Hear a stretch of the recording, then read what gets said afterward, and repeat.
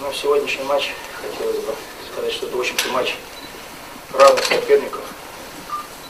Игра была равная, и я думаю, что все-таки до последних практически минут не было понятно победитель сегодняшней встречи. Я очень рад, что наши ребята смогли сегодня сыграть очень дисциплинированно в обороне, реализовали свои моменты. Ну и плюс большое спасибо Эрику. То есть вся команда молодцы. Первое, надо забивать. Те немногие моменты, которые были, надо было использовать или хотя бы одно большинство.